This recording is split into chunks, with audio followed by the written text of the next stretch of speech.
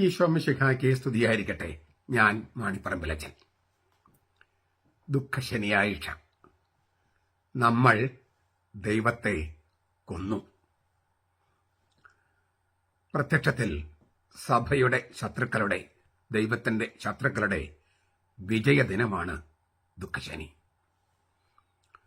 അതേസമയം ഈശോ നരകത്തിലേക്ക് ഇറങ്ങി വിജയം വരിച്ച ദിവസവുമാണ്. അതെ, ദൈവത്തിന്റെ മരണദിനമാണ് ദുഃഖശനിയാഴ്ച. ദുഃഖവെള്ളിയാഴ്ച നമ്മുടെ കണ്ണുകൾ ക്രൂശിക്കപ്പെട്ട ക്രിസ്തുവിലേക്ക് ഉറ്റുനോക്കുന്നു. ദുഃഖശനിയാഴ്ച ദൈവത്തിന്റെ മരണദിനമാണ്. ഈശോ മരിച്ചതിന് ശേഷം സംസ്കരിക്കപ്പെട്ട് മണ്ണിനടിയിലാണ്.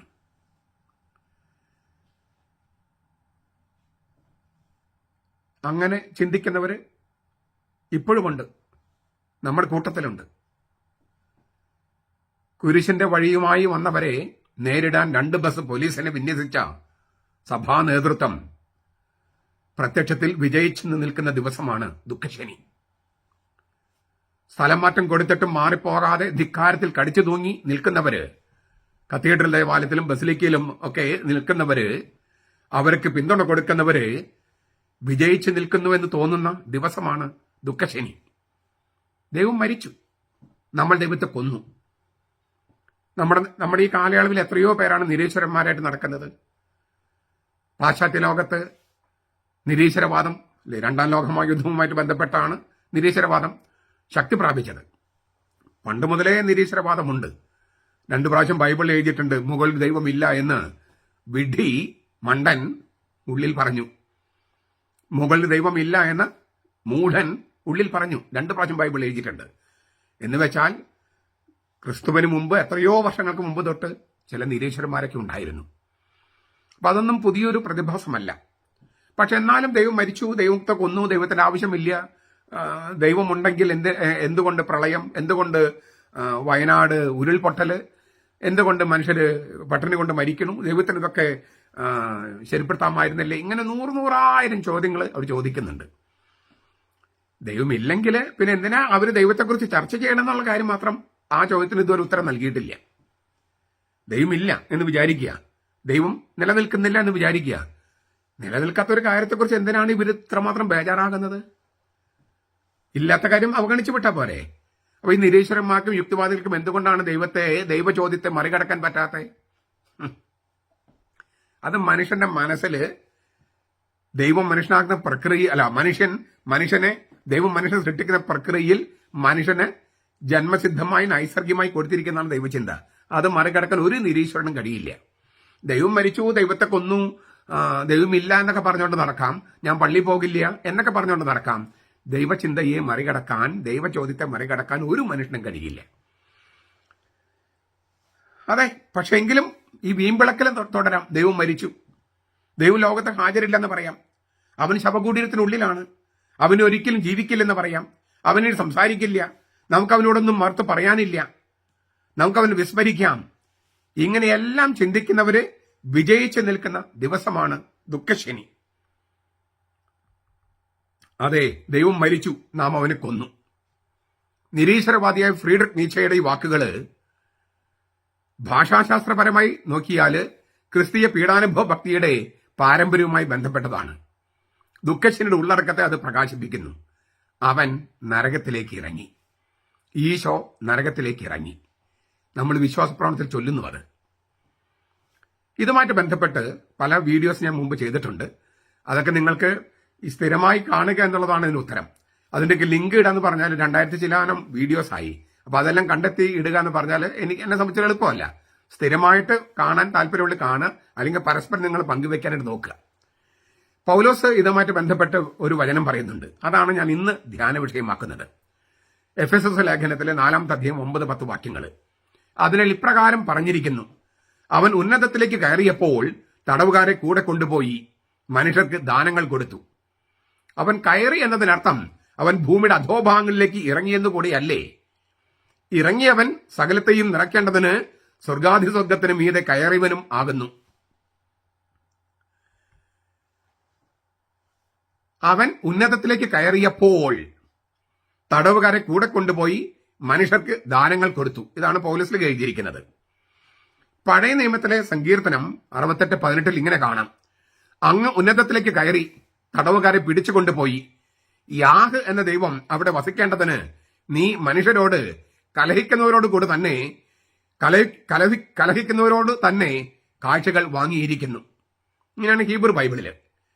ഇതിന്റെ ഗ്രീക്ക് വിവർത്തനം സെപ്തുജിന്ത് അവിടെ കാണുന്നത് ഇങ്ങനെയാണ്: അങ്ങ് ഉന്നതത്തിലേക്ക് കയറി അങ്ങ് അടിമത്തത്തെ അടിമയാക്കി അങ്ങ് അവരുടെ ഇടയിൽ വസിക്കേണ്ടതിന് അങ്ങ് മനുഷ്യരിൽ നിന്ന്, അതെ കലഹിക്കുന്നവരിൽ നിന്ന് പോലും കാഴ്ചകൾ സ്വീകരിച്ചു. ഈ മൂലപാഠം ഹീബ്രുവിലുള്ള മൂലപാഠമോ വചനമോ സെപ്തുജിന്ത് വിവർത്തനത്തിലുള്ള വചനമോ അല്ല. നേരെ അങ്ങ് പൗലോസ് എടുത്ത് എഴുതിയിരിക്കുകയല്ല. പൗലോസ് ഒരല്പം മാറ്റം വരുത്തിയിട്ടാണ് എഴുതിയിരിക്കുന്നത്. അവൻ ഉന്നതത്തിലേക്ക് കയറിയപ്പോൾ തടവുകാരെ കൂടെ കൊണ്ടുപോയി മനുഷ്യർക്ക് നല്ല ദാനങ്ങൾ കൊടുത്തു. ഈ പൗലോസിന്റെ ഈ വചനം അരാമിയ സുറിയാനി പതിപ്പുകളിലുള്ള വചനങ്ങളുമായിട്ട് പൊരുത്തപ്പെടുന്നതാണ്. എന്ന് വെച്ചാൽ ഹീബ്രു മൂലപാഠത്തിൽ ഇല്ലാത്തതും അതിന് വിവർത്തനമായ സെപ്തുജിന്തിൽ ഇല്ലാത്തതുമായ ചില സംഗതികൾ അരാമിയ സുറിയാനി പതിപ്പുകളിൽ ഉണ്ടായിരുന്നു. അത് ചില കാര്യങ്ങളിൽ അത് വളരെ പ്രാചീനമായ സംഗതിയാണ്. പൗലോസ് സുറിയാനി പതിപ്പിൽ നിന്നാണ് എഴുതി നമ്മൾ പറയാൻ പറ്റില്ല. പക്ഷെ അരാമിയ ഭാഷയിലുള്ള ആ വചനം പൗലോസിന് അറിവുണ്ടായിരുന്നു എന്ന് നമുക്ക് നിഗമനത്തിലെത്താൻ കഴിയും. ഏതായാലും പൗലോസ് ഹീബ്രു മൂലപാഠത്തിലോ അല്ലെങ്കിൽ സെപ്തുജിന്ത് വിവർത്തനത്തിലോ ഇല്ലാത്തതും അതേസമയം അരാമിയ സുറിയാനി പാഠങ്ങളുമായിട്ട് പൊരുത്തപ്പെടുന്നതുമായ ഒരു വചനമാണ് കോട്ട് ചെയ്തിരിക്കുന്നത്. എന്താണ് ഇതിന്റെ അർത്ഥമെന്നറിയാൻ ആദ്യം നമുക്ക് ഈ സങ്കീർത്തനത്തിന്റെ പശ്ചാത്തലം നോക്കാം.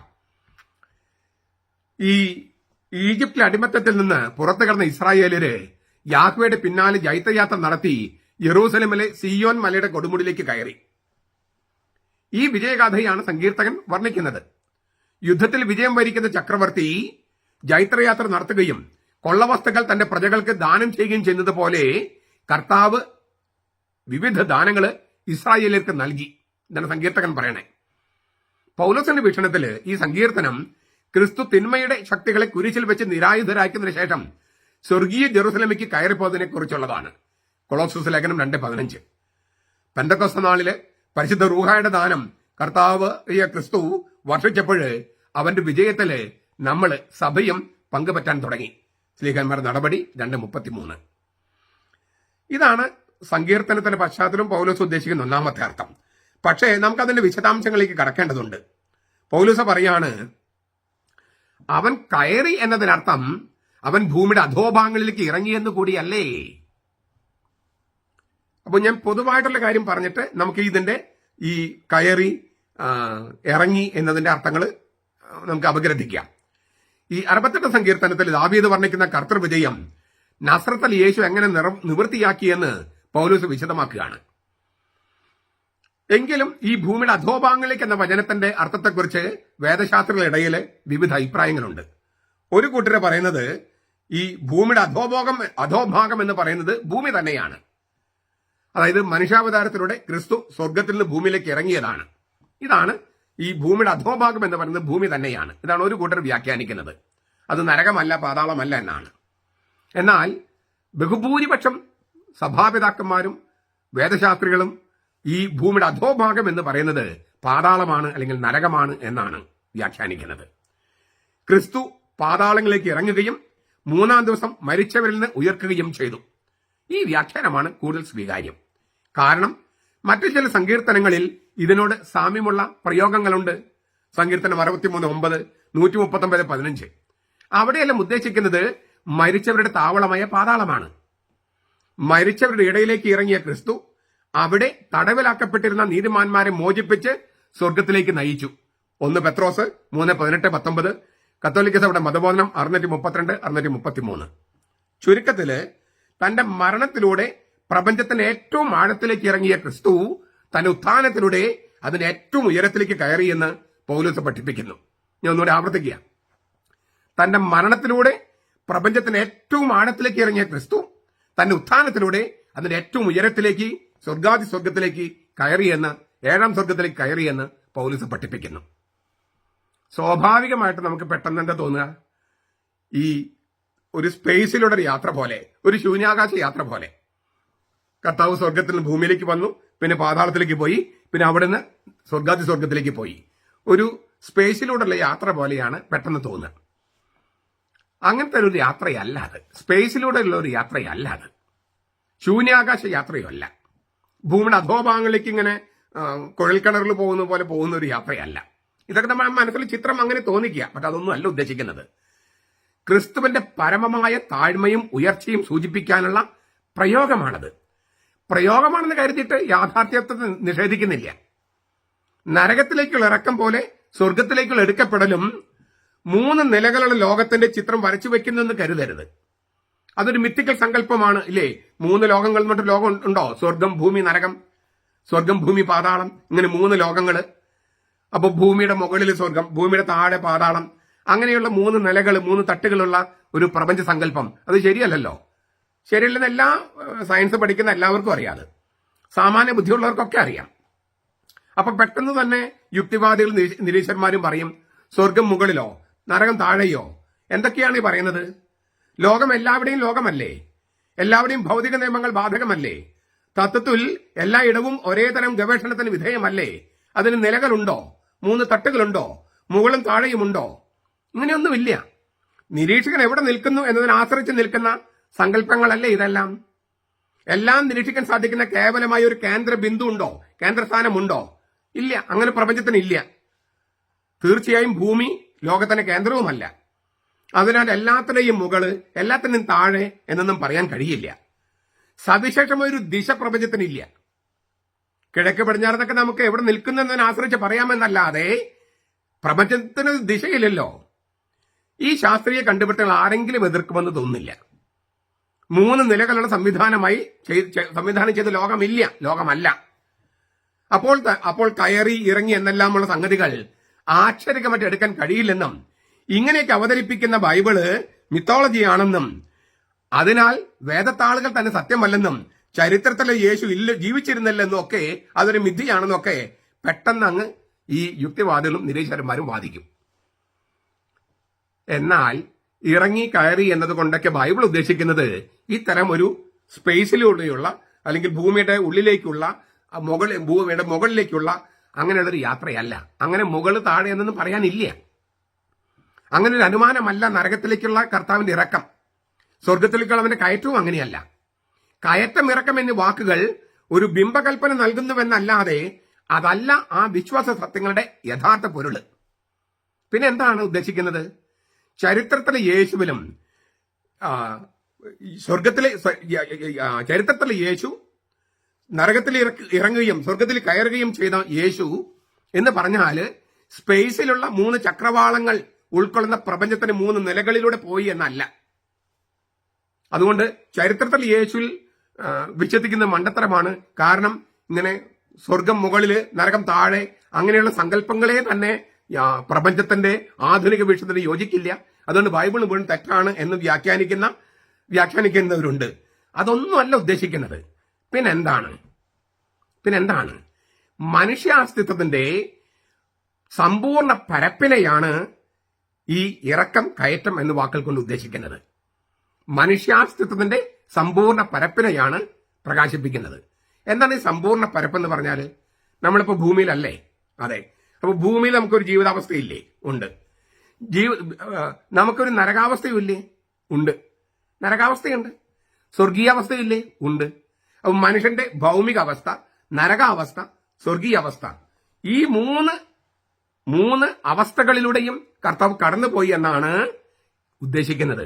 അവന്റെ ഇറക്കം എന്നതിന് 2 അർത്ഥമുണ്ട്. അവൻ നമ്മുടെ ഭൗമിക അവസ്ഥയിലേക്കും നമ്മുടെ നരകാവസ്ഥയിലേക്കും ഇറങ്ങി. അവൻ ഉന്നതത്തിലേക്ക് കയറിപ്പോയി എന്ന് പറഞ്ഞാൽ അവൻ നമ്മുടെ സ്വർഗീയ അവസ്ഥയിലേക്കും പോയി എന്നാണ്. അപ്പോൾ ഭൂമിയിലെ അവസ്ഥ, നരകാവസ്ഥ, സ്വർഗീയ അവസ്ഥ. അപ്പൊ എന്താണ് നരകം, എന്താണ് സ്വർഗം? ഇതൊക്കെ നമ്മൾ തിരിച്ചറിഞ്ഞാലേ കൃത്യമായിട്ടൊരു ഉത്തരം നമുക്ക് കിട്ടുള്ളൂ. നിങ്ങൾക്ക് ബെനഡിക്ട് മാർപ്പാപ്പയുടെ ക്രിസ്തുധർമ്മ പ്രവേശികയില് 401 മുതൽ 403 വരെ, 404 ആ വാക്യങ്ങൾ, ആ പേജുകളൊക്കെ ഒന്ന് വായിച്ചു നോക്കാം. ഇതവിടെ കാണാം. അപ്പൊ നമുക്കിതൊന്ന് നോക്കുക. ഈ ഇറങ്ങി കയറി എന്നുള്ള സംഗതികളുടെ വാക്കുകളുടെ അർത്ഥം നോക്കുക. എന്താണ് സ്വർഗം, എന്താണ് നരകം എന്നൊക്കെ അറിയാൻ, ഈ യേശു നരകത്തിലേക്ക് ഇറങ്ങി എന്ന് പറഞ്ഞാൽ എന്താണ് അർത്ഥം എന്നറിയാൻ ഭൂമിയുടെ താഴെയുള്ള സ്ഥലം അല്ലെങ്കിൽ പിന്നെ എവിടേക്കാണ് ഇറങ്ങിയത്? ഇതൊക്കെ മനസ്സിലാക്കാനായിട്ട് നമുക്കൊന്ന് ശ്രമിക്കാം. നമുക്ക് ആദ്യം തന്നെ ഈശോയുടെ മാമോദീസ രംഗം നോക്കുക. ഈശോയുടെ മാമോദീസ രംഗം, അവിടെ നരകത്തിലേക്കുള്ള ഇറക്കത്തിന്റെ ആദ്യ അർത്ഥം ധ്വനി കിടക്കുന്ന അവിടെയാണ്. പാപങ്ങളുടെ മോചനത്തിന്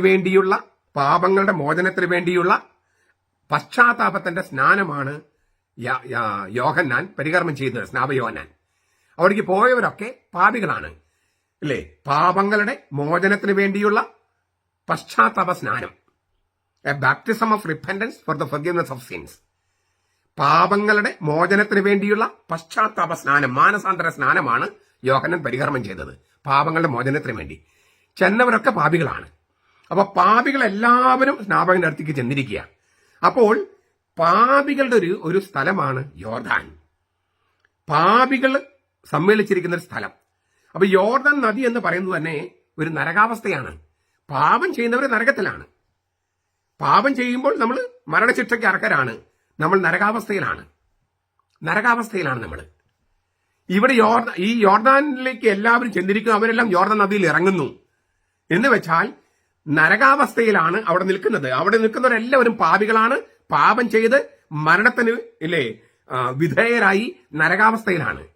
അവിടേക്ക് പാപമില്ലാത്തവൻ ഇറങ്ങിച്ചെല്ലാണ്. പാപമില്ലാത്തവൻ ഇറങ്ങിച്ചെന്നപ്പോൾ ഈശോ ഇറങ്ങിച്ചെന്നപ്പോൾ സ്നാപകൻ ഞെട്ടിപ്പോയി. നീ എന്താണ് ഇവിടെ? ഇത് പാപികളുടെ സ്ഥലമാണ്. ഞാൻ പോലും ഞാൻ പാപിയായ ഞാൻ നിന്നിൽ നിന്ന് സ്നാനം സ്വീകരിക്കേണ്ടിയിരിക്കെ നീ എന്റെ അടുത്തേക്ക് വരുന്നുവോ? അപ്പോൾ ഈശോ പറഞ്ഞു, ഇപ്പോൾ ഇതിന് സമ്മതിക്കുക. അങ്ങനെ സർവ്വനീതിയും ദൈവത്തിന്റെ സർവ്വനീതിയും പൂർത്തിയാകേണ്ടതുണ്ട്. അതായത് പാപികളുടെ സ്ഥലത്തേക്ക് പാപമില്ലാത്തവൻ ഇറങ്ങിച്ചെന്ന് ആ വെള്ളത്തിലേക്ക് അങ്ങ് ഇറങ്ങുകയാണ്. പാപികളുടെ അവസ്ഥയിലേക്ക് ഇറങ്ങുകയാണ്. നരകാവസ്ഥയിലേക്ക് ഇറങ്ങുകയാണ്. മരണാവസ്ഥയിലേക്ക് ഇറങ്ങുകയാണ്. അതൊരു കാഴ്ചക്കാരന്റെ റോളിലല്ല. നരകത്തിന്റെ അധിപനാണ് സാത്താൻ. ഈ ബേൽസബൂൽ സംഭവവുമായിട്ട് ബന്ധപ്പെട്ട് നിനക്ക് പിശാചബാധയുണ്ട്, പിശാചുക്കളെ തലവനായ ബേൽസബൂലിനെ കൊണ്ടാണ് നീ പിശാചുക്കളെ ഒഴിവാക്കുന്നതൊക്കെ ഇങ്ങനെ ഒഴിച്ചു കളയുന്നു പറഞ്ഞപ്പോൾ കർത്താവ് കൊടുത്ത മറുപടിയിൽ ഈ നരകാവസ്ഥയിലേക്ക് അവൻ ഇറങ്ങിയതിനെ കുറിച്ച് പറയുന്നുണ്ട്. ശക്തനായ ഒരുവനെ ബന്ധിക്കണമെങ്കിൽ അവനെ ആദ്യം ബന്ധിക്കണം. അവന്റെ ഭവനത്തിന് കാവൽ നിൽക്കുമ്പോൾ അവന്റെ വീട് കൊള്ളയടിക്കാൻ പറ്റില്ല. ശക്തനായവൻ കാവൽ നിൽക്കുമ്പോൾ അവന്റെ വീട് കൊള്ളയടിക്കണമെങ്കിൽ ആദ്യം ശക്തനായവനെ ബന്ധിക്കണം. ശക്തനായവൻ ആരാണ്? സാത്താൻ. അവന്റെ ഭവനം ഏതാണ്? പാതാളം അല്ലെങ്കിൽ നരകം. അതിന് കാവൽ നിൽക്കുകയാണ് സാത്താനും സാത്താന്റെ കിങ്കരന്മാരും. യേശു പാതാളത്തിലേക്ക്, നരകത്തിലേക്ക് ഇറങ്ങി, പാപികളുടെ അവസ്ഥയിലേക്ക് ഇറങ്ങി. ഈ പാപികള് ആരാണ്? ഇപ്പൊ ഞാൻ പാപം ചെയ്യുമ്പോൾ സാത്താന്റെ അടിമയാണ്. എന്നെ നരകത്തിലിട്ടിട്ട് സാത്താൻ കാവൽക്കാരൻ നിർത്തിയിരിക്കുക, പിശാചുക്കൾ നിർത്തിയിരിക്കുക. അവിടേക്ക് ഇറങ്ങിയിട്ട് എന്റെ നരകാവസ്ഥയിലേക്ക്, പാപാവസ്ഥയിലേക്ക്, മരണാവസ്ഥയിലേക്ക് കർത്താവ് ഇറങ്ങിയിട്ട്, നമ്മുടെ ഓരോരുത്തരുടെ അവസ്ഥയിലേക്ക് ഇറങ്ങിയിട്ട് അവൻ ആദ്യം ചെയ്തെന്താണ്? സാത്താനെ ബന്ധിച്ചു. ശക്തനായ സാത്താനെ ബന്ധിച്ച അതിശക്തനാണ് ക്രിസ്തു. എന്നിട്ട് നരകത്തിന്റെ താക്കോലുകൾ അവൻ കൈക്കലാക്കി. ആര്? ഉത്തിതനായ കർത്താവ്. വെളിപാട് പുസ്തകം 1-ാമത്തെ അധ്യായം 18-ാമത്തെ വാക്യം. മരണത്തിന്റെയും നരകത്തിന്റെയും താക്കോലുകൾ ഉത്ഥാനം ചെയ്ത എന്റെ കയ്യിലാണ്. ഞാൻ മരിച്ചു, ഉത്ഥാനം ചെയ്തു. മരണത്തിന്റെയും നരകത്തിന്റെയും താക്കോലുകൾ എന്റെ കയ്യിലാണ്. ആരാ പറയുന്നത്? ഉത്ഥാനം ചെയ്ത ഈശോ പറയാണ്. മരണത്തിന്റെയും നരകത്തിന്റെയും താക്കോലുകൾ ഈശോ കൈക്കലാക്കി. സാത്താനെ ബന്ധിച്ചു. എന്നിട്ട് ഈ താക്കോൽ എടുത്തു, നരകത്തിന്റെ കവാടങ്ങൾ മലർക്കെ തുറന്നു. എന്നിട്ട് അവൻ വെള്ളത്തിൽ നിന്ന് കയറി. അപ്പൊ ആ വെള്ളം, ഈ യോർദാനിലെ വെള്ളം, നമ്മൾ പൗരസ്ത്യ സഭകളിലെ ഐക്കണുകൾ പഠിക്കേണ്ടതാണ്. നമ്മുടെ പള്ളികളൊക്കെ ഉണ്ടായിരുന്നത് ഐക്കണുകളാണ്. ഇപ്പോഴത്തെ പോലെ ഈ വിഗ്രഹം വെക്കലില്ല. അത് പൗരസ്ത്യ പാരമ്പര്യമല്ല. നമ്മുടെ വീടുകളിലും വിഗ്രഹങ്ങൾ വെച്ചിരുന്നില്ല. ഇപ്പൊ അടുത്ത കാലത്ത് ഏതോ കുറച്ചു പേർക്ക് ഉണ്ടായ തെറ്റായ ഒരു ബോധോദയമാണ് രൂപങ്ങൾ വെക്കല്. നമ്മുടെ ഒരു വീടുകളിലും രൂപങ്ങൾ വെച്ചിരുന്നില്ല, ഒരു പള്ളിയിലും രൂപങ്ങൾ വെച്ചിരുന്നില്ല. ഐക്കണുകളാണ്. ഐക്കണുകൾ രൂപങ്ങളല്ല, വിഗ്രഹങ്ങളല്ല, ദൈവശാസ്ത്രപരമായ വ്യാഖ്യാനങ്ങളാണ്. ബൈബിള് പോലെയുള്ള വ്യാഖ്യാനമാണ് ഈ ഐക്കണുകൾ. ഈശോയുടെ മാമോദീസയുമായിട്ട് ബന്ധപ്പെട്ട ഐക്കണുകൾ, പൗരസ്ത്യ ഐക്കണുകൾ നോക്കുക.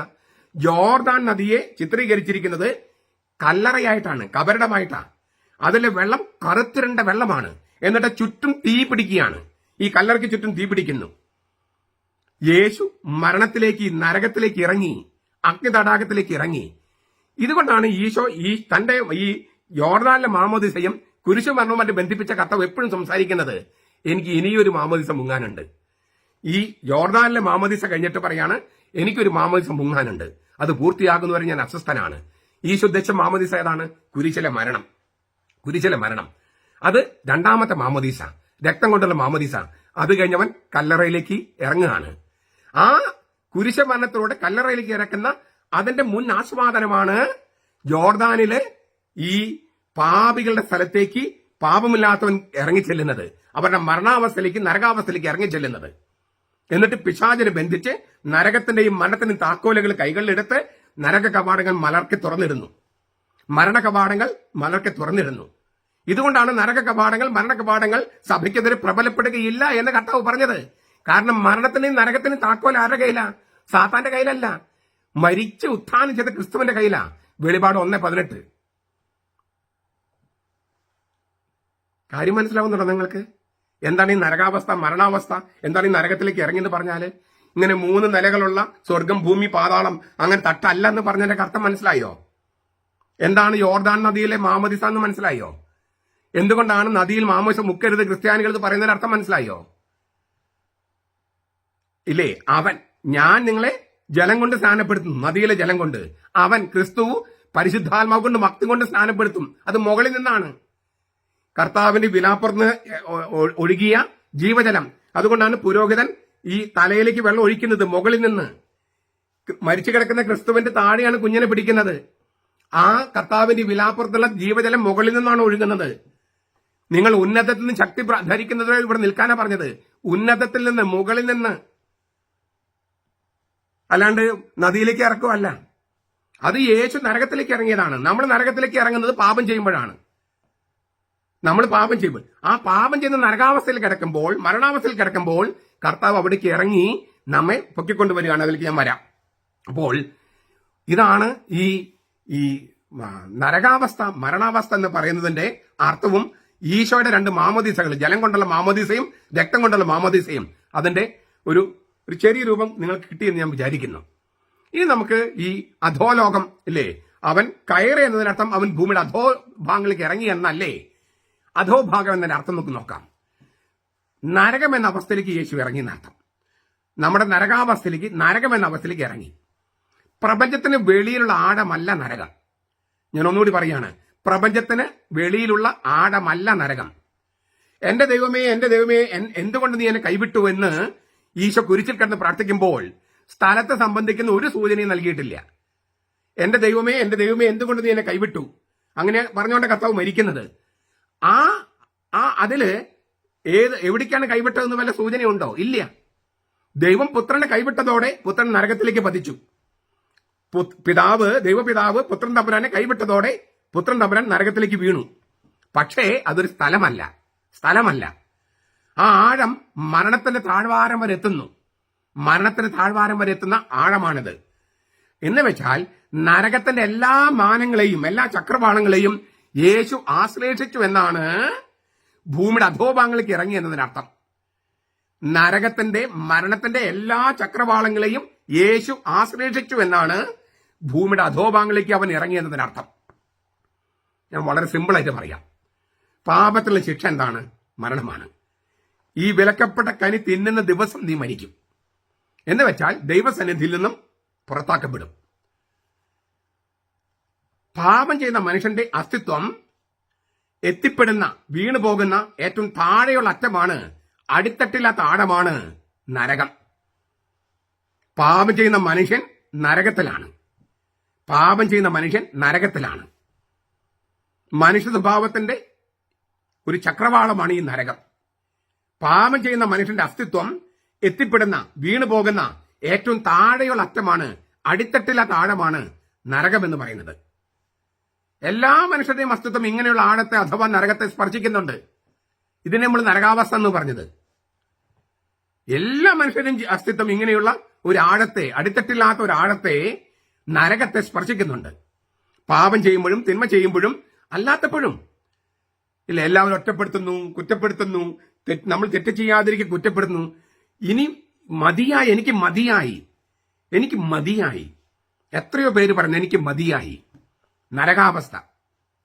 എന്ന് വെച്ചാൽ പാപം ചെയ്ത മനുഷ്യരെല്ലാവരും, ഒറ്റപ്പെടുത്തപ്പെടുന്ന മനുഷ്യരെല്ലാവരും നഷ്ടപ്പെട്ട കുഞ്ഞാടായി കിടക്കുന്നത് നരകാവസ്ഥയിലാണ്. നഷ്ടപ്പെട്ട ആടിനെ തേടി വന്ന ക്രിസ്തു മനുഷ്യന്റെ നരകാവസ്ഥയിലേക്ക് ഇറങ്ങുകയും ആ നഷ്ടപ്പെട്ട പോയ ആടിനെ തോളിലേറ്റി പൊക്കിക്കൊണ്ടുവരികയും ചെയ്യുന്നു. പാപം ചെയ്യുന്ന ആള് നരകാവസ്ഥയിലാണ്, നഷ്ടപ്പെട്ട ആടാണ്. ആ നഷ്ടപ്പെട്ട ആടിനെ തേടി വന്ന ആട്ടിടയനായ, നല്ല ഇടയനായ ഈശോ നഷ്ടപ്പെട്ട് കിടക്കുന്ന ആടുകള് നരകത്തിലാണ്, ആ നരകാവസ്ഥയിലേക്ക് ഇറങ്ങി ആ നഷ്ടപ്പെട്ട് കിടക്കുന്നവരെ തോളിലേറ്റി പൊക്കിക്കൊണ്ടുവരുന്നു.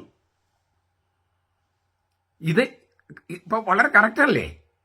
കുറച്ചുകൂടി മനസ്സിലാകും കുറച്ചുകൂടി മുന്നോട്ട് പോകുമ്പോൾ. ഇനി നമുക്ക് കയറി എന്ന വാക്കിന് അർത്ഥം കൂടി നോക്കാം, ഇല്ലേ? അവൻ കയറി എന്നതിനർത്ഥം അവൻ ഭൂമിയുടെ അധോഭാഗങ്ങൾക്ക് ഇറങ്ങി എന്ന് കൂടിയല്ലേ? ഇറങ്ങിയവൻ സകലത്തെയും നിറയ്ക്കേണ്ടതിന് സ്വർഗാദി സ്വർഗത്തിന് മീതെ കയറിയവനുമാകുന്നു. കയറിയവൻ എന്താണ് ഈ കയറ്റം എന്ന് പറഞ്ഞാല്? തീർച്ചയായിട്ടും ക്രിസ്തുവിന്റെ സ്വർഗാരോഹണത്തിലേക്കുള്ള സൂചനയാണിത്. സ്വർഗവും ക്രിസ്തുവിന്റെ സ്വർഗാരോഹണവും അഭേദ്യമായി ബന്ധപ്പെട്ട് കിടക്കുന്നു. അപ്പൊ എന്താണ് സ്വർഗം എന്ന് നമ്മൾ അറിയേണ്ടതുണ്ട്. മനുഷ്യാസ്ത്രത്തിന്റെ എതിർദിശയില് അതിന് മുകളിലേക്കും താഴേക്കും നീളുന്ന അനന്തമായ അകലത്തിന്റെ അറ്റമാണ് ക്രിസ്തുവിന്റെ സ്വർഗാരോഹണം. മനുഷ്യന്റെ അസ്തിത്വത്തിന്റെ എതിർദിശയില് അതിന് മുകളിലേക്കും താഴേക്കും നീളുന്ന അനന്തമായ അകലത്തിന്റെ അറ്റമാണ് ക്രിസ്തുവിന്റെ സ്വർഗാരോഹണം. എന്ന് വെച്ചാൽ ലോകത്തിന് മുകളിലുള്ള ശാശ്വതമായ ഒരു സ്ഥലമല്ല സ്വർഗം. ലോകത്തിന് മുകളിലുള്ള ശാശ്വതമായ സ്ഥലമല്ല സ്വർഗം. നിത്യമായ ഭൗതികാന്തര പ്രദേശവുമല്ല. ദൈവത്തിന്റെ ഉണ്മയുമായി മനുഷ്യൻ എന്ന ജീവിയുടെ ബന്ധമാണ് സ്വർഗം. ദൈവത്തിന്റെ ഉണ്മ, ബീയിങ്, ദൈവത്തിന്റെ ആളത്വവുമായി മനുഷ്യൻ എന്ന ജീവിയുടെ ബന്ധമാണ് സ്വർഗം. ഇത് നമ്മുടെ ബ്രെയിനിൽ ഇങ്ങനെ വരച്ചിടണം കേട്ടോ. ലോകത്തിന് മുകളിലുള്ള ശാശ്വതമായ ഒരു സ്ഥലമല്ല സ്വർഗം. നിത്യമായ ഭൗതികാന്തര പ്രദേശവുമല്ല അത്. ദൈവത്തിന്റെ ഉണ്മയുമായി മനുഷ്യൻ എന്ന ജീവിയുടെ ബന്ധമാണ് സ്വർഗം. എന്ന് വെച്ചാൽ കുറച്ചുകൂടി വ്യക്തമാക്കാം. ക്രിസ്തുവിന്റെ സ്വർഗാരോഹണത്തിന് മുൻപ് ദൈവത്തിന്റെ നിയതമായ കൽപ്പനയാൽ പാപത്തിന് ശിക്ഷ എന്ന പോലെ മനുഷ്യൻ പ്രവേശിക്കാതിരിക്കാനായി അടച്ചുപൂട്ടിയതും അത് തുറക്കാനായി മറ്റൊരു നിയത സംഭവം ആവശ്യമായിരുന്നതുമായ സ്ഥലമല്ല സ്വർഗം. ഞാൻ ഒന്നുകൂടി ആവർത്തിക്കാം. ക്രിസ്തുവിന്റെ സ്വർഗാരോഹണത്തിന് മുമ്പ് ദൈവത്തിന്റെ നിയതമായ കൽപ്പനയാൽ പാപത്തിന് ശിക്ഷ എന്ന പോലെ മനുഷ്യൻ പ്രവേശിക്കാതിരിക്കാനായി അടച്ചുപൂട്ടിയ ഒരു സ്ഥലം, പിന്നെ അത് തുറക്കാനായി മറ്റൊരു നിയതമായ സംഭവം, എന്താണ്? മനുഷ്യന്റെ ക്രിസ്തുവിന്റെ മരണ ഉത്ഥാനവും ആവശ്യമായിരിക്കുന്ന ഒരു സ്ഥലമല്ല സ്വർഗം. മറിച്ച് ദൈവവും മനുഷ്യനും തമ്മിലുള്ള സംഗമത്തിൽ നിന്നാണ് സ്വർഗം ഉണ്ടാകുന്നത്. ദൈവവും മനുഷ്യനും തമ്മിലുള്ള കോൺഫ്ലുവൻസ് എന്ന് പറയും. കോൺഫ്ലുവൻസ്, സംഗമത്തിൽ നിന്നാണ് സ്വർഗം ഉണ്ടാകുന്നത്. ദൈവവും മനുഷ്യനും തമ്മിലുള്ള സംഗമം സംഭവിച്ചത് ക്രിസ്തു മരണത്തിലൂടെ പുതിയ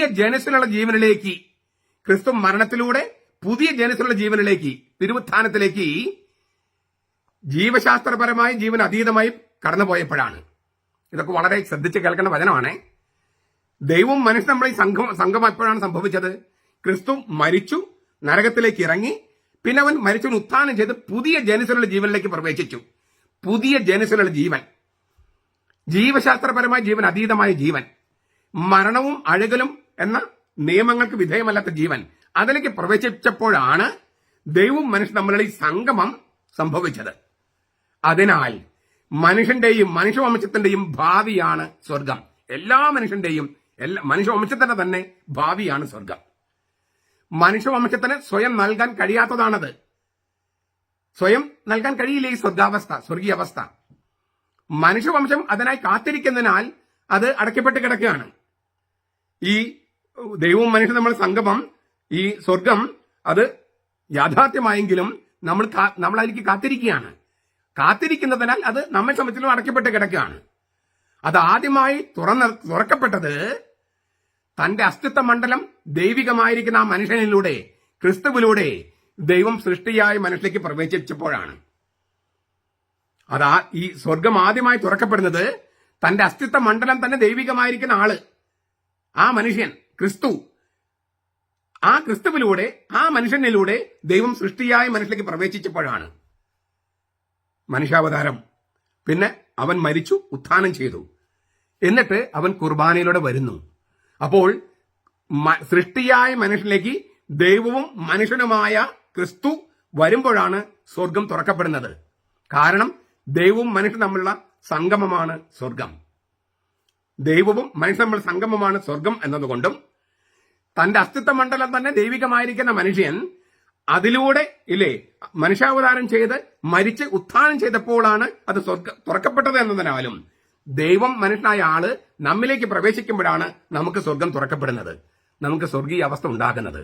അത് കൗദാശികമായി സംഭവിക്കുന്നത് കൂദാശികളിലൂടെയാണ്, സവിശേഷമായിട്ട് ദിവ്യകാരണത്തിലൂടെയാണ്. ഇതിനകത്ത് വല്ല മിത്തോളജി ഉണ്ടോ? എല്ലാം യാഥാർത്ഥ്യമല്ലേ? ക്രിസ്തുധർമ്മ പ്രവേശിക 404 പേജൊക്കെ നിങ്ങൾക്ക് വായിക്കാം. 400 മുതലുള്ള ഇത് വായിക്കാം. 404 ഈ കാര്യങ്ങൾ കിടപ്പുണ്ട്. അപ്പൊ യേശു നരകത്തിലേക്ക് ഇറങ്ങുന്ന വിശ്വാസ പ്രമാണത്തിലെ ഈ വകുപ്പ്, അത് എന്താണ് ഈ വകുപ്പ് പറയുന്നത്? നമ്മുടെ അവസാന ഏകാന്തതയിലൂടെ, അതായത് മരണത്തിലൂടെ യേശു നടന്നുപോയി എന്നാണ് ഒന്നാമത്തെ അർത്ഥം. നമ്മുടെ അവസാന ഏകാന്തതയിലൂടെ, മരണത്തിലൂടെ യേശു നടന്നുപോയി. ഉപേക്ഷിക്കപ്പെട്ട നമ്മുടെ അവസ്ഥയുടെ അത്യഗാധതയിലേക്ക് തന്റെ പീഡാനുഭവത്തിലൂടെ യേശു കടന്നുപോയി. എന്തുകൊണ്ട് എന്നെ ഉപേക്ഷിച്ചു എന്നല്ലേ നമ്മളെല്ലാവരും ചോദിക്കുന്നത്. എന്റെ അപ്പൻ എന്തുകൊണ്ട് എന്നെ ഉപേക്ഷിച്ചു, എന്റെ ഭർത്താവ് എന്തുകൊണ്ട് എന്നെ ഉപേക്ഷിച്ചു, എന്റെ മക്കൾ എന്തുകൊണ്ട് എന്നെ ഉപേക്ഷിച്ചു? അങ്ങനെ ഉപേക്ഷിക്കപ്പെട്ട നമ്മുടെ അവസ്ഥയുടെ ആ അടിത്തട്ടിലെ താഴത്തിലേക്ക്, അത്യഗാധതയിലേക്ക് തന്റെ പീഡാനുഭവത്തിലൂടെ യേശു കടന്നുപോയി. ഒരു ശബ്ദവും പ്രവേശിക്കാത്ത ഇടത്തില് ഇതാ അവൻ എത്തി നിൽക്കുന്നു. അങ്ങനെയാണ് അവൻ നരകത്തെ കീഴ്പ്പെടുത്തിയത്. ഒരു ശബ്ദവും കേൾക്കാത്ത, ഒരു സ്നേഹവും പ്രവേശിക്കാത്ത ഇടത്തില് ഇതാ യേശു എത്തി നിൽക്കുന്നു. അതാണ് നരകത്തിലേക്ക് ഇറങ്ങി എന്ന് പറഞ്ഞാൽ അർത്ഥം. അപ്പോൾ നരകത്തെ അവൻ കീഴ്പ്പെടുത്തുന്നത് നരകത്തിൽ ഇറങ്ങിക്കൊണ്ടാണ്. കുറച്ചുകൂടി കൃത്യമായി പറഞ്ഞാല്, മുമ്പ് നരകമായിരുന്ന മരണത്തെ അവൻ ഇപ്പോൾ കീഴടക്കി. ഇനി മരണം നരകമല്ല. മരണം ഇനി മുമ്പത്തെ പോലെയല്ല. മരണത്തിന്റെ നടുക്ക് ഇപ്പോൾ ജീവനുണ്ട്. കാരണം അതിനുള്ളിൽ സ്നേഹം എന്ന ക്രിസ്തു വസിക്കുന്നു. ഇനി മുതൽ മനഃപൂർവമായ സ്വയം വലയിതാവസ്ഥയാണ് നരകം. സ്വയം അടച്ചു കിട്ടുന്ന അവസ്ഥയാണ് നരകം. അതിനെ ബൈബിൾ വിളിക്കുന്ന രണ്ടാമത്തെ മരണമെന്നാണ്. വെളിപാട് 20:14. അതായത് ദൈവത്തിന്റെ സ്നേഹം എന്നിൽ പ്രവേശിക്കരുത്, കർത്താവിന്റെ സ്നേഹം എന്നിലേക്ക് പ്രവേശിക്കരുത്, ആരും എന്നിലേക്ക് വരരുത്, ഞാൻ മാത്രമാണ്. ഇങ്ങനെ സ്വയം വളച്ചു കെട്ടി സ്നേഹത്തിന്റെ ഒരു പ്രകാശവും, ദൈവത്തിൽ ഒരു പ്രകാശവും പ്രവേശിക്കാതിരിക്കാൻ സ്വയം അടച്ചു പൂട്ടപ്പെട്ട അവസ്ഥയിൽ ഇരുന്നാൽ അത് രണ്ടാമത്തെ മരണമാണ്. അതാണ് ഈശോയുടെ ഉത്ഥാനത്തിന് ശേഷം ഈ നരകത്തിന്റെ അവസ്ഥ. ഈ മരണം എന്ന നരകാവസ്ഥയെ അവൻ തകർത്തു. ഇനി രണ്ടാമത്തെ മരണമുണ്ട്. അത് കത്തോലിക്ക സഭയുടെ മതബോധനം പഠിപ്പിക്കുന്നത് വളരെ കറക്റ്റാണ്. നമ്മളൊരു മാരക പാപം ചെയ്യുകയും ആ പാപത്തിൽ മരണം വരെ പശ്ചാത്തപിക്കാൻ നിലനിൽക്കുകയും ചെയ്താൽ അതിനെയാണ് രണ്ടാമത്തെ മരണം എന്ന് പറയുന്നത്. നമ്മൾ പാപം ചെയ്താൽ നരകത്തിലാണ്. ആ നരകാവസ്ഥ കർത്താവ് തകർത്ത് കളഞ്ഞിട്ടുണ്ട്. അത് നമ്മൾ അനുഭവിക്കുന്നത് കുമ്പസാരം എന്ന കൂദാശയിലൂടെയാണ്. അത് സ്വീകരിക്കാതെ ഞാൻ നരകത്തിൽ തന്നെ കിടക്കുന്നോട്ടെ, ഞാൻ പാപത്തിൽ തന്നെ കിടന്ന് ഉരുളുകയുള്ളൂ, ഞാൻ പശ്ചാത്തപിക്കില്ല, ദൈവത്തിന്റെ പ്രകാശം, സ്നേഹത്തിന്റെ പ്രകാശം എനിക്ക് കടക്കണ്ട എന്ന് സ്വയം തീരുമാനിച്ച് കിടന്നാൽ അപ്പൊ നമ്മൾ രണ്ടാമത്തെ മരണത്തിലാണ്. പാപം ചെയ്യുന്നവൻ നരകത്തിലാണ്. അത് ഒന്നാമത്തെ നരക. ആ നരകത്തിലേക്കാണ് കർത്താവ് ഇറങ്ങിയത്. ആ മരണത്തെയാണ് അവൻ അവിടെ സ്നേഹം വെച്ചു, അവിടെ പശ്ചാത്താപം വെച്ചു, കാരുണ്യം വെച്ചു. ഈ കാരുണ്യമൊക്കെ നമ്മൾ അനുഭവിക്കുന്നതാണ് കുമ്പസാരം എന്ന കൂദാശ. അത് സ്വീകരിക്കാതെ ഈ മാരകമായ പാപത്തിൽ തന്നെ കിടന്ന് ഉരുളുക, ദൈവത്തിന്റെ പ്രകാശം, കാരുണ്യത്തിന്റെ പ്രകാശം, സ്നേഹത്തിന്റെ പ്രകാശം എന്നിലേക്ക് വരണ്ട, ഒരു പാപമോചനം എനിക്ക് വേണ്ട എന്ന് സ്വയം അടച്ചു പൊട്ടപ്പെട്ട അവസ്ഥയിൽ കിടക്കുമ്പോൾ രണ്ടാമത്തെ മരണത്തിലാണ് നാം. എന്ന് വെച്ചാൽ ഈ ഒന്നാമത്തെ മരണം എന്ന് നമ്മൾ പറഞ്ഞല്ലോ, ഒന്നാമത്തെ നരകം, മരണം എന്ന് പറയുന്ന പാപം ചെയ്യുമ്പോഴുള്ള മരണാവസ്ഥ, ഒന്നാമത്തെ നരകം എന്ന് പറയുന്ന അവസ്ഥ, ആ തണുത്തു വിറങ്ങലിച്ച ഏകാന്തതയിലേക്ക് കർത്താവ് ഇറങ്ങിയത് കൊണ്ട് ഇപ്പോൾ ആ നരകാവസ്ഥയിൽ നമ്മൾ വീണിട്ടുണ്ടെങ്കിൽ, പാപാവസ്ഥയിൽ വീണിട്ടുണ്ടെങ്കിൽ, ഉപേക്ഷിക്കപ്പെട്ട അവസ്ഥയിൽ ഉണ്ടെങ്കിൽ നമുക്ക് പേടിക്കേണ്ട കാര്യമില്ല. അവിടേക്ക് കർത്താവ് ഇറങ്ങിയിരിക്കുന്നു. എന്നിട്ട് അവന്റെ തോളിൽ നമ്മൾ എടുത്തു വെച്ച് അവൻ നമ്മൾ പൊക്കിക്കൊണ്ടുവരുന്നു. അതിനെ സമ്മതിച്ചില്ലെങ്കിൽ നമ്മൾ രണ്ടാമത്തെ മരണത്തിലാണ്. ചുരുക്കത്തില് നമ്മൾ പാപം ചെയ്യുമ്പോൾ ഉണ്ടാകുന്ന മരണമെന്ന തണുത്തു വിറങ്ങലിച്ച ഏകാന്തതയിലേക്കുള്ള പാതയല്ല, ഷിയോളിന്റെ കവാടങ്ങൾ തുറക്കപ്പെട്ട് കിടക്കുകയാണ് ഇപ്പോൾ. അവിടേക്ക് കർത്താവ് ഇറങ്ങി, നരകത്തിലേക്ക് ഇറങ്ങി. ആ നരകത്തിന്റെ താക്കോലുകള്, മരണത്തിന്റെ താക്കോലുകള് കർത്താവ് കൈക്കലാക്കി ഈ നരകത്തിന്റെ മരണത്തിന്റെ വാതിൽ തുറക്കപ്പെട്ട് കിടക്കുക. അപ്പോൾ തണുത്തു പറങ്ങൽ ഏകാന്തതയിലേക്കുള്ള ഒരു പാതയല്ല ഇനി മരണം. ഷിയോളിന്റെ കവാടങ്ങൾ തുറക്കപ്പെട്ട് കിടക്കുകയാണ്, നരകത്തിന്റെ കവാടങ്ങൾ തുറക്കപ്പെട്ട് കിടക്കുകയാണ്. അതുകൊണ്ട് നരക കവാടങ്ങൾക്ക്, മരണ കവാടങ്ങൾക്ക് നമുക്കെതിരെ, സഭയ്ക്കെതിരെ പ്രബലപ്പെടാൻ കഴിയില്ല. കാരണം അവിടെ കർത്താവ് അവിടേക്ക് ഇറങ്ങി മരണത്തിനുള്ളിൽ ജീവൻ വെച്ചിരിക്കുന്നു, നരകത്തിനുള്ളിൽ സ്നേഹം വെച്ചിരിക്കുന്നു. രണ്ടാമത്തെ മരണമുണ്ട്, അത് ഞാൻ പറഞ്ഞു കഴിഞ്ഞാൽ എന്താണെന്ന്. ഇപ്പോഴ് ഈ യേശു നരകത്തിലേക്ക് ഇറങ്ങി എന്ന ആ വിശ്വാസ പ്രമാണത്തിന്റെ വകുപ്പിന് അർത്ഥങ്ങൾ വന്നത് കണ്ടോ? ഈ സഭാപിതാക്കന്മാർ ഉപയോഗിച്ച ചില വാക്കുകൾ നോക്കുക. അതായത് മരിച്ചവരിലേക്ക് മാർഗമുണ്ടാക്കി എന്നാണ് സഭാപിതാക്കന്മാർ പറഞ്ഞത്. മരിച്ചവരിലേക്ക് മാർഗമുണ്ടാക്കി. മരണത്തിന്റെ കവാടം തുറക്കുക എന്ന് പറഞ്ഞാൽ അർത്ഥം മനസ്സിലായില്ലേ? ഇനി അത് മിത്തോളജിയാണോ? ഇല്ലേ? സ്വർഗം മുകളിലാണോ, നരകം താഴെയാണോ ചോദിച്ചു. അതൊക്കെ മിത്തോളജി അല്ലേ? അങ്ങനെ പ്രപഞ്ചത്തിന് ദിശയുണ്ടോ? അതുകൊണ്ട് ഈ ബൈബിൾ പറഞ്ഞിരിക്കും മുഴുവൻ മിത്തോളജിയാണ് എന്നൊക്കെ പറഞ്ഞിരുന്നത് ഇവിടെ മിത്തോളജിയാണോ പറയുന്നത്? അല്ലല്ലോ. നമ്മുടെ കവികളൊക്കെ പാടുന്ന പാട്ടുകൾ കേട്ടിട്ടില്ലേ? നരകാവസ്ഥയെക്കുറിച്ച്, സ്വർഗീയാവസ്ഥയെക്കുറിച്ചുമുണ്ട്. ഇതൊക്കെ നമുക്ക് 3 അവസ്ഥകളാണുള്ളത്. ഒന്ന് ഭൗമിക അവസ്ഥ, ഭൂമിയിലായിരിക്കുന്ന അവസ്ഥ. അതിൽ തന്നെ നരകാവസ്ഥയുണ്ട്, സ്വർഗീയാവസ്ഥയുണ്ട്. ഈ 3 ചക്രവാളങ്ങളിൽ, മനുഷ്യന്റെ അസ്തിത്വത്തിന്റെ 3 ചക്രവാളങ്ങളിലൂടെയും കർത്താവ് കടന്നുപോയി എന്നാണ് ഇതിന്റെ അർത്ഥം. അധോഭാഗങ്ങൾക്ക് ഇറങ്ങുക, കയറിപ്പോകുക എന്നൊക്കെ പറഞ്ഞൊരു അർത്ഥം അതാണ്. എത്രയോ യാഥാർത്ഥ്യമാണിത്. അങ്ങനെയെങ്കിൽ യേശുവിന്റെ മരണത്തിന്റെ മണിക്കൂറിൽ സംഭവിച്ച ഒരു സംഗതി മത്തായി എഴുതിയിരിക്കുന്നത് ആദ്യം മിത്തോളജിയും തോന്നുകയും എന്നാൽ ഇപ്പോൾ നമ്മുടെ കണ്ണ് തുറക്കുന്ന ഒരു അനുഭവമേ മാറുകയും ചെയ്യുന്ന സംഗതിയുണ്ട്. മത്തായി 27:52. നിദ്ര പ്രാപിച്ചെന്ന പല വിശുദ്ധന്മാരുടെയും ശവകുടീരങ്ങൾ തുറക്കപ്പെട്ടു, അവരുടെ ശരീരങ്ങൾ ഉയർപ്പിക്കപ്പെട്ടു. പിന്നെ കർത്താവ് ഉത്ഥാനം ചെയ്തു കഴിയുമ്പോൾ അവർ പലർക്കും പ്രത്യക്ഷപ്പെട്ടു. കർത്താവിന്റെ മരണസമയത്ത് നിദ്ര പ്രാപിച്ചെന്ന പല വിശുദ്ധന്മാരുടെയും ശവകുടീരങ്ങൾ തുറക്കപ്പെട്ടു, അവരുടെ ശരീരങ്ങൾ ഉയർപ്പിക്കപ്പെട്ടു.